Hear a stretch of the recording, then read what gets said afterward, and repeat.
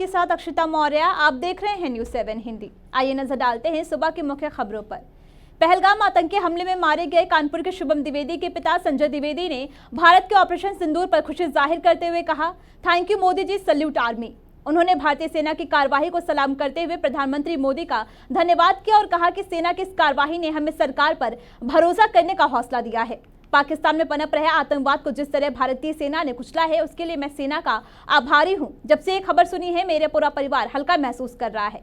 ये असली श्रद्धांजलि है। शुभम के रिश्तेदार मनोज द्विवेदी ने भी अपनी भावनाएं व्यक्त करते हुए कहा कि हमने 22 अप्रैल को ही कहा था कि इस देश में एक क्रांति आएगी और पीएम मोदी आतंकवाद को खत्म करने के लिए कड़ा कदम उठाएंगे।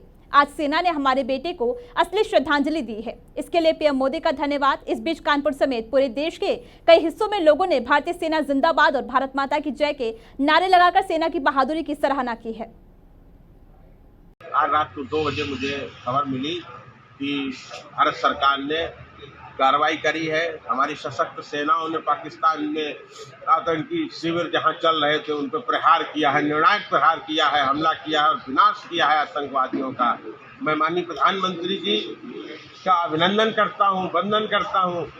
देश की 140 करोड़ जनता की भावनाओं को समझते हुए, भावनाओं का आदर करते हुए, देश के नायक के रूप में जो देश की जनता की भावना थी उसका पूरा करने का काम किया है। पाकिस्तान पर भारतीय सेना द्वारा की गई एयर स्ट्राइक के बाद पूरे देश में अलर्ट का माहौल है। इसी बीच केंद्र सरकार की पूर्व निर्धारित योजना के तहत आज यानी मंगलवार 7 मई को भारत के 259 स्थानों पर राष्ट्रव्यापी सुरक्षा तैयारियों की बड़ी मॉक ड्रिल आयोजित की जा रही है। ये मॉक ड्रिल न सिर्फ सुरक्षा एजेंसियों की तत्परता जांचने का जरिया बनेगी, बल्कि आम नागरिकों को भी संकट के समय की पहली प्रतिक्रिया देने के लिए तैयार करने का अभ्यास है। उत्तर प्रदेश के 19 जिलों में इस अभ्यास को लेकर हाई अलर्ट जारी कर दिया गया है। ये जिले संवेदनशीलता के आधार पर 3 श्रेणियों में बांटे गए हैं, ए, बी और सी।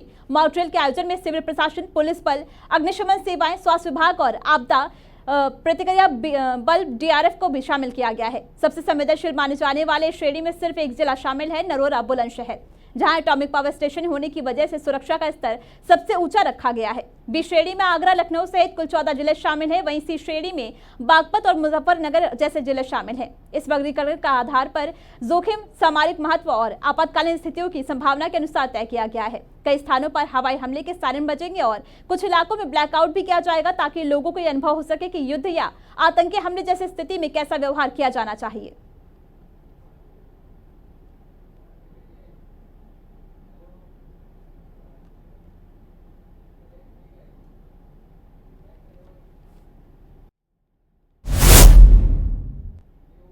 मामला डी थाना क्षेत्र के पछुआ बाजार के पास का है, जहां घर लौट रहे बुजुर्ग को अज्ञात बदमाशों ने गोली मार दी। बाइक सवार 2 युवकों पर गोली मारने का आरोप है। गोली लगने से बुजुर्ग गंभीर रूप से घायल हो गया है। सूचना पर पहुंची पुलिस ने घायल को सीएचसी पहुंचाया है। घायल की हालत गंभीर बताई जा रही है। ये जो है आज यहाँ पछुआरा एक गांव है, परसदेपुर क्षेत्र, थाना डी के अंतर्गत। यहाँ पर रतिपाल साहू नाम का व्यक्ति अपने खेत से आ रहे थे।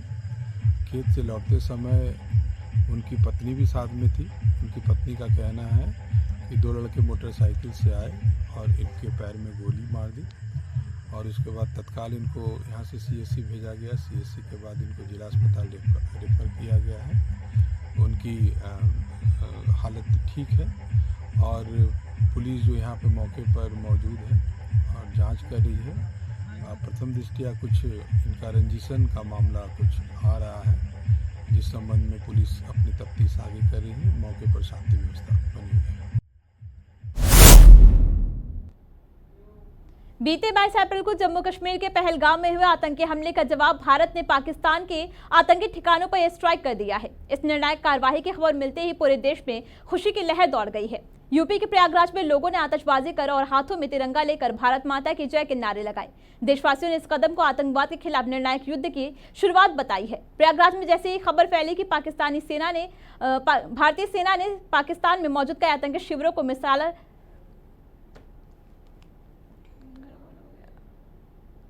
जैसे ही खबर फैली कि भारतीय सेना ने पाकिस्तान में मौजूद कई आतंकी शिविरों को मिसाइल से निशाना बनाकर तबाह कर दिया, लोगों में जबरदस्त उत्साह देखने को मिला। जगह जगह लोग सड़कों पर उतर आए, तिरंगा हाथों में लेकर भारत माता की जय, वंदे मातरम के नारे लगाए गए।